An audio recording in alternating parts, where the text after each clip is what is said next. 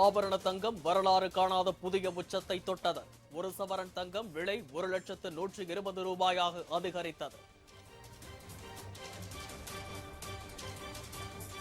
100 நாள் வேலை உறுதி திட்டத்தை விக்சித் பாரத்ஜி ராம்ஜி திட்டமாக பெயர் மாற்றிய மசோதாவுக்கு மத்திய அமைச்சரவை ஒப்புதல். காங்கிரஸ் எதிர்ப்பு. புதிய 100 நாள் வேலை உறுதி திட்டத்தில் வேலை நாட்கள் 125 நாட்களாக அதிகரிப்பு. மத்திய அரசின் நிதி பங்களிப்பு 60% குறைந்தது. உலக கேரம் போட்டியில் பதக்கங்கள் குவித்த தமிழக வீராங்கனைகளுக்கு 1,50,00,000 ரூபாய் ஊக்கத்தொகை முதலமைச்சர் மு.க. ஸ்டாலின் வழங்கினார். திருப்பரங்குன்றம் மலையில் இருப்பது சமண முனிவர்களால் வெளிச்சத்துக்காக வைக்கப்பட்ட தூண். உயர்நீதிமன்ற மதுரை கிளையில் கோவில் தரப்பு வாதம்.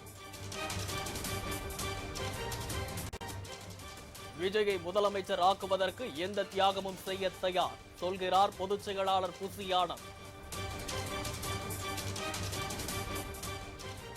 திரைப்பட இயக்குனர் ஆகாஷ் பாஸ்கரன் தொடர்ந்த நீதிமன்ற அவமதிப்பு வழக்கு. அமலாக்கத்துறை உதவி இயக்குனர் நேரில் ஆஜராகி மன்னிப்பு கோரினார்.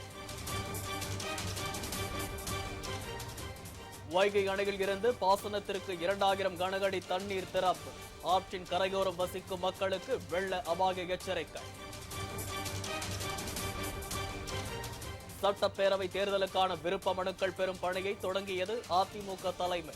23ஆம் தேதி வரை மனுக்கள் பெறப்படும் என அறிவிப்பு. தமிழக பிஜேபி தேர்தல் பொறுப்பாளராக பியூஷ் கோயல் அறிவிப்பு. அர்ஜுன் ராம் மெக்வால், முரளிதர் ஆகியோர் இணை பொறுப்பாளர்களாக நியமனம். அமமுக யாருடன் கூட்டணி என்பது குறித்து பிப்ரவரி மாதம் முடிவு செய்யப்படும். கட்சியின் பொதுச் செயலாளர் டிடிவி தினகரன் தகவல்.